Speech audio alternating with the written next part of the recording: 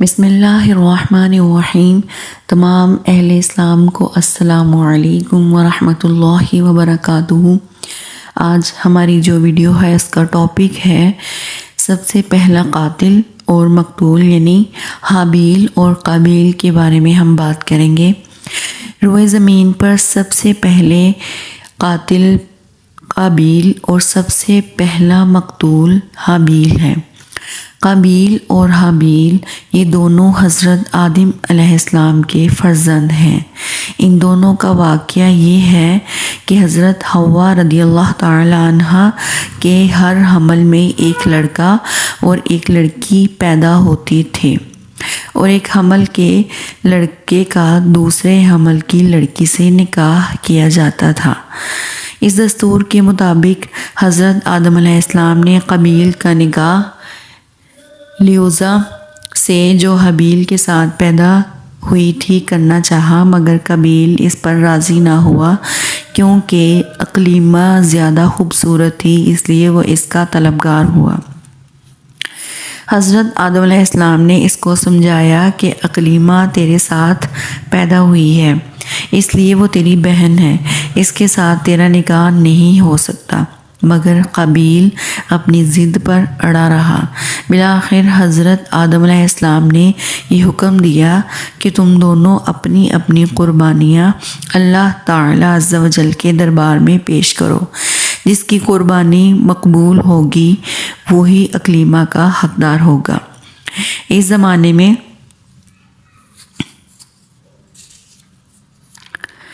قربانی کی مقبولیت کی یہ نشانی تھی کہ آسمان سے ایک آگ اتر کر اس کو کھا لیا کرتی تھی۔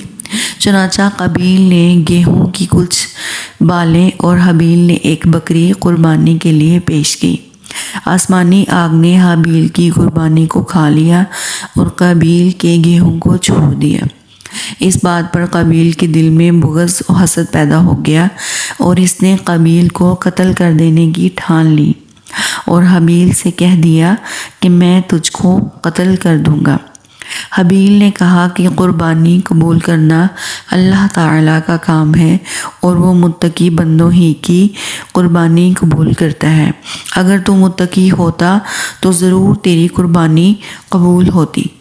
ساتھ ہی حابیل نے یہ بھی کہہ دیا کہ اگر تو میرے قتل کے لیے ہاتھ بڑھائے گا تو میں اپنا ہاتھ نہیں اٹھاؤں گا، کیونکہ میں اللہ سے ڈرتا ہوں۔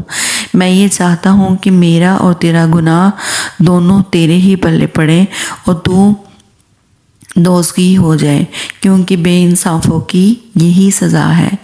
آخر قابیل نے اپنے بھائی حابیل کو قتل کر دیا۔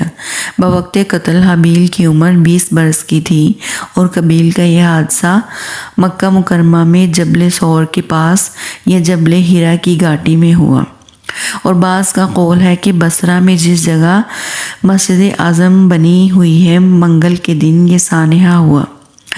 روایت ہے کہ حضرت حابیل قتل ہو گئے۔ جب حابیل قتل ہو گئے تو 7 دنوں تک زمین میں زلزلہ رہا اور وحوش و طیور اور درندوں میں اضطراب اور بے چینی پھیل گئی، اور قابیل جو بہت ہی گورا اور خوبصورت تھا، بھائی کا خون بہاتے ہی اس کا چہرہ بالکل کالا اور بدصورت ہو گیا۔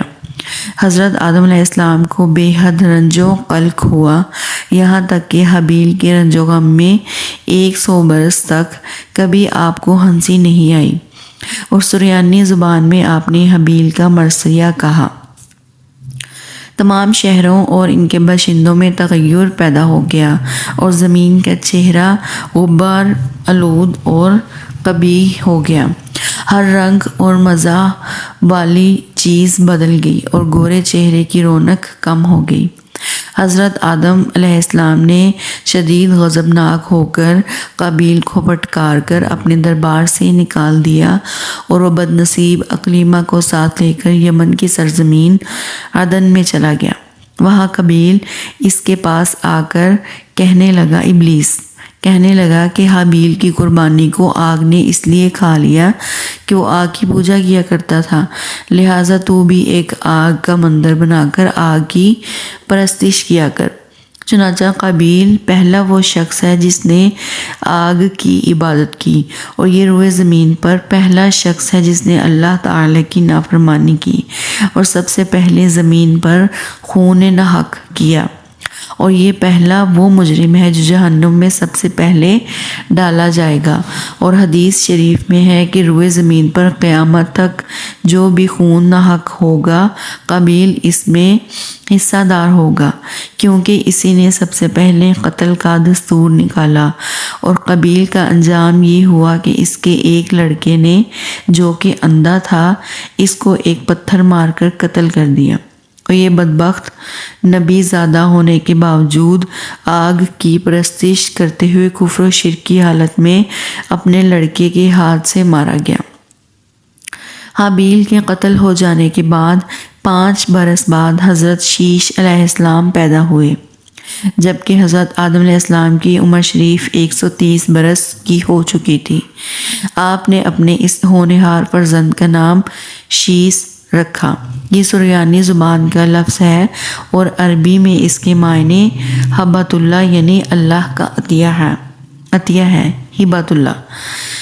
حضرت آدم علیہ السلام نے 50 صحیفے جو آپ پر نازل ہوئے تھے ان سب کی حضرت شیس علیہ السلام کو تعلیم دی، اور ان کو اپنا وصی و خلیفہ اور سجادہ نشین بنایا، اور ان کی نسل میں خیر و برکت ہونے کی دعائیں مانگی۔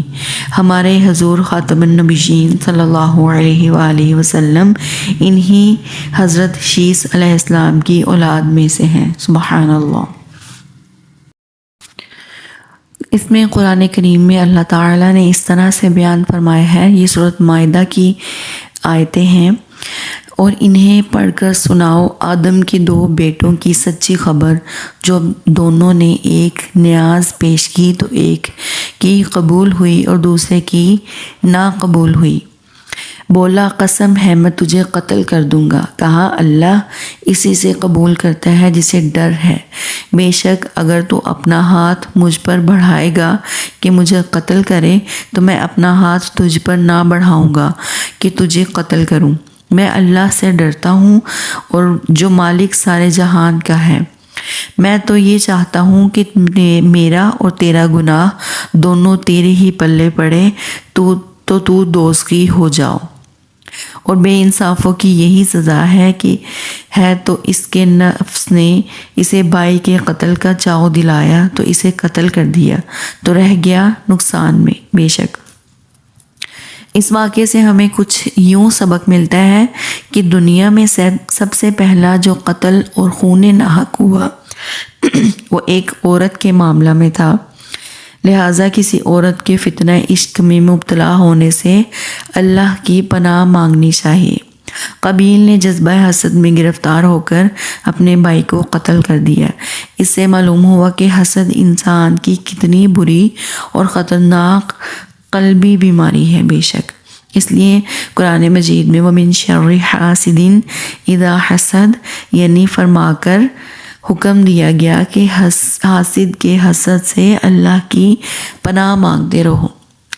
خون ناحق کتنا بڑا جرم عظیم ہے کہ اس جرم کی وجہ سے ایک نبی علیہ السلام کا فرزند اپنے باپ حضرت آدم علیہ السلام کے دربار سے راندہ درگاہ ہو کر کفر و شرک میں مبتلا ہو کر مر گیا، اور قیامت تک ہونے والے ہر خون ناحق میں حصہ دار بن کر عذاب جہنم میں گرفتار رہے گا۔ اس سے معلوم ہوا کہ جو شخص کبھی کوئی بھی برا طریقہ ایجاد کرے تو قیامت تک جتنے لوگ اس برے طریقے پر عمل کریں گے سب کے گناہ میں وہ برابر کا شریک اور حصہ دار بنے گا۔ اس سے یہ بھی معلوم ہوا ہے کہ نیکوں کی اولاد کا نیک ہونا کوئی ضروری نہیں ہے، نیکوں کی اولاد بری بھی ہو سکتی ہے، کیونکہ حضرت آدم علیہ السلام اللہ کے مقدس نبی اور صفی اللہ ہیں، مگر ان کا بیٹا قابیل کتنا خراب ہوا وہ آپ دیکھ چکے ہیں، سن چکے ہیں۔ اس لیے اللہ تعالیٰ سے اپنی اولاد کے لیے دعا مانگنی چاہیے۔ اور میں یہ بات دوبارہ سے کلیئر کر دوں کہ جب حضرت آدم علیہ السلام کی ایک اماں ہوا سے دو اولادیں پیدا ہوتی تھی ایک ٹائم میں، یعنی کہ ایک بیٹا اور ایک بیٹی۔ جب دوسرے ٹائم میں دوسرا بیٹا اور دوسری بیٹی پیدا ہوتی تھی، تو جو پہلے ٹائم میں مطلب بیٹی تھی اس کی دوسرے ٹائم والے بیٹے کے ساتھ نکاح کر دیا جاتا تھا۔ دونوں جو ایک وقت میں پیدا ہوئے ہیں وہ دونوں بہن بھائی ہوتے تھے، اس لیے ان دونوں کا نکاح نہیں ہوتا تھا، جائز نہیں تھا، کیونکہ وہ دونوں بہن بھائی تھے اس لیے۔ تو میں یہ کلیئر کرنا چاہتی تھی۔ اور دوسرا یہ کہ اللہ تعالیٰ ہمیں اپنی اولاد کو صدقہ جاریہ بنانے کی توفیق عطا فرمائے، اور ہمیں خود بھی اچھے عمل کرنے کی توفیق عطا فرمائے، تاکہ ہماری اولادوں میں بھی وہ عادتیں پیدا ہوں۔ آمین یا رب العالمین۔